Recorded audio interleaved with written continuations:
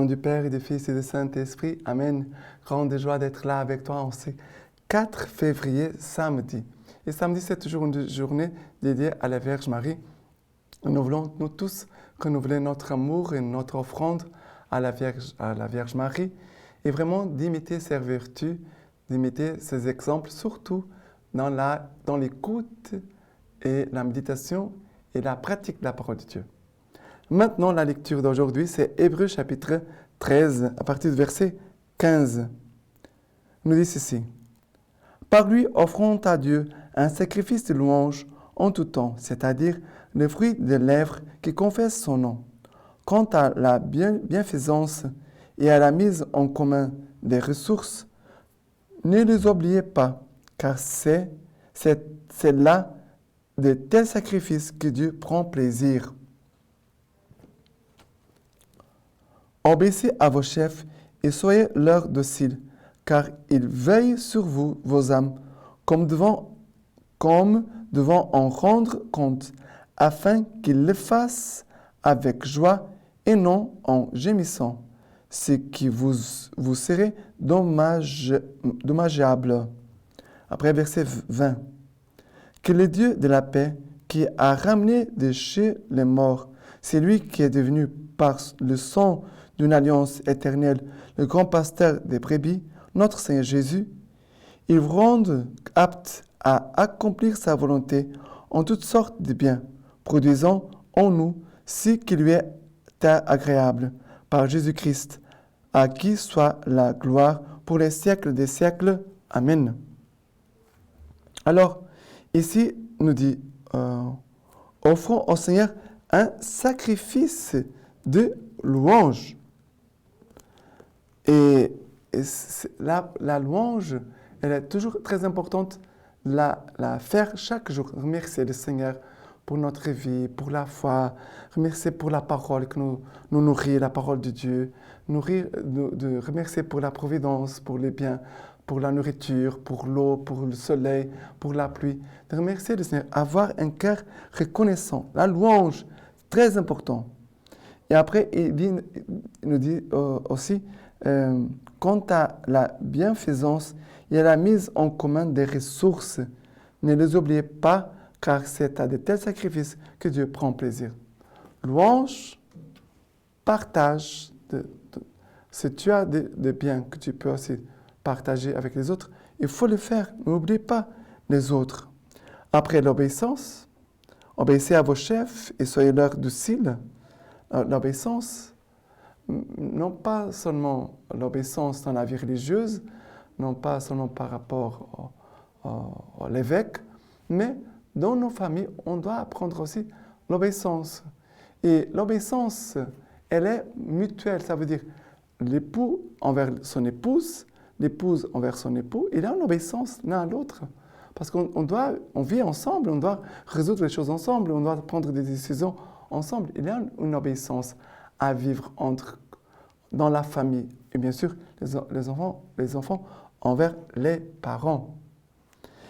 Mais ici, nous dit que le Dieu de la paix qui a ramené de chez les morts, c'est lui qui est devenu par le sang d'une alliance éternelle, le grand pasteur des brebis, notre Seigneur Jésus-Christ, vous rende apte à accomplir sa volonté en toutes sortes de biens. Ça veut dire que Dieu de la paix vous donne la paix et vous donne la capacité, la grâce pour accomplir sa volonté. Très important de demander, Seigneur, donne-moi ta grâce aujourd'hui, toi qui es le Dieu de la paix, donne-moi ta paix et aussi la force pour accomplir ta volonté aujourd'hui. Je veux accomplir ta volonté aujourd'hui. C'est ce que nous disons chaque fois dans Notre Père, que ta volonté soit faite sur la terre comme au ciel. Voilà ce que nous demandons chaque jour. Et maintenant, le psaume, c'est le psaume 23. Le psaume 23 à partir du verset 1. Le psaume 23 à partir du verset 1 nous dit ceci. Le Seigneur est mon berger, rien ne me manque. Sur des prés d'herbes fraîches, il me fait reposer. Vers les eaux du repos, il me mène. Il y refait mon âme. Il me guide au sentier de justice à cause de son nom. Passerai-je un ravin des ténèbres, je ne crains aucun mal, car tu es près de moi. Ton bâton et ta houlette sont là qui me consolent. Devant moi, tu apprêtes une table face à mes adversaires. Ton onction, tu me parfumes la tête, ma coupe déborde. Oui, grâce et bonheur me pressent tous les jours de ma vie. Ma demeure est la maison du Seigneur en la longueur des jours. Ce psaume, c'est un psaume que j'aime personnellement beaucoup, beaucoup, beaucoup. Parce qu'ici, il nous parle du mystère de la grâce de Dieu qui nous est donné par l'Église.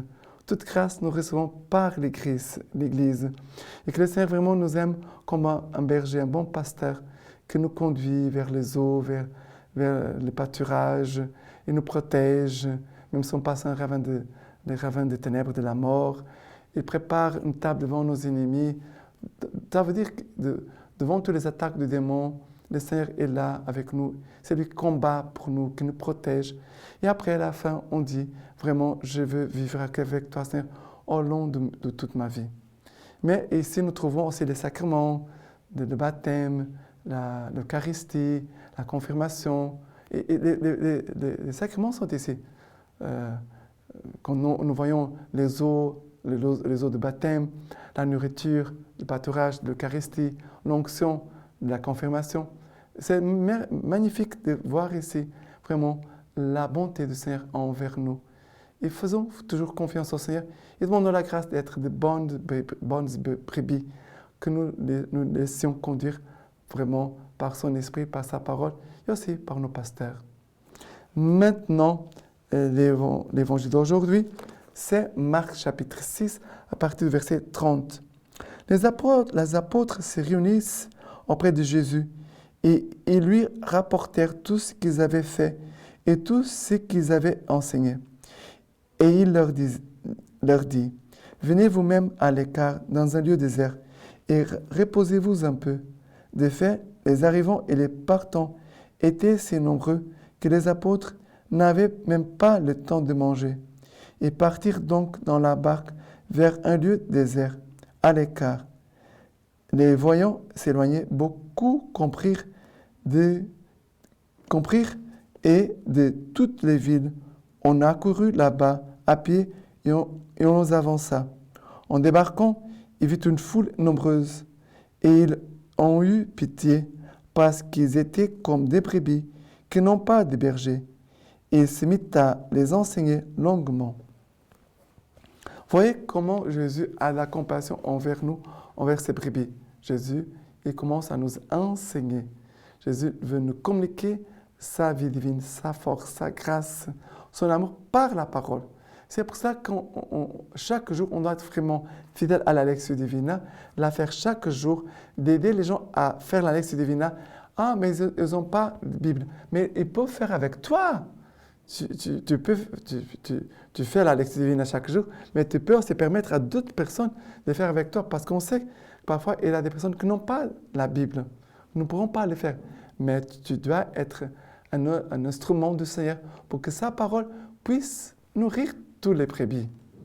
Voyez que Jésus a de la compassion parce que les gens là étaient comme des brebis sans berger. Et combien aujourd'hui il y a des brebis sans berger? Il y a beaucoup de brebis qui n'ont pas de berger et qui souffrent. Et Jésus a de la compassion. Et Jésus veut nous donner aussi cette compassion envers les âmes, avoir la soif de salut des âmes, mais aussi avoir cette compassion envers les brebis qui souffrent, qui peinent, qui sont seules, qui se découragent parce qu'elles sont seules. Le Seigneur nous pose la question, qui enverrai-je? Qui ira pour nous? Nous devons répondre, mais voici Seigneur, envoie-moi. Vraiment que le Seigneur puisse se servir de chacun de nous pour que sa parole puisse faire son travail dans les âmes. Que chacun de nous puisse être un canal de sa parole pour beaucoup de personnes. Maintenant, la lecture d'aujourd'hui, c'est du Concile Vatican II, qui nous dit ceci. L'activité humaine vient de l'homme et en même temps, elle s'oriente vers l'homme. En effet, par son action, l'homme ne transforme pas seulement les choses en la société. Il se perfectionne lui-même. Il apprend bien des choses. Il cultive ses facultés. Il sort de lui-même et se dépasse. Cet essor, bien compris, est d'un tout autre prix que l'accumulation de toutes les richesses possibles.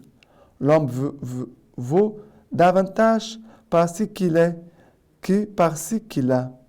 De même, tous les efforts des hommes pour faire progresser la justice, pour développer la fraternité, régler de façon plus humaine les relations sociales, tout cela l'emporte sur les progrès techniques, car ceux-ci peuvent bien fournir une base matérielle à la promotion humaine, mais ils sont tout à fait impuissants par eux seuls à la réaliser. Maintenant, je vous laisse la bénédiction par les mains toutes pures de la Vierge Marie. Que Dieu Tout-Puissant vous bénisse et vous garde, le Père, le Fils et le Saint-Esprit. Amen.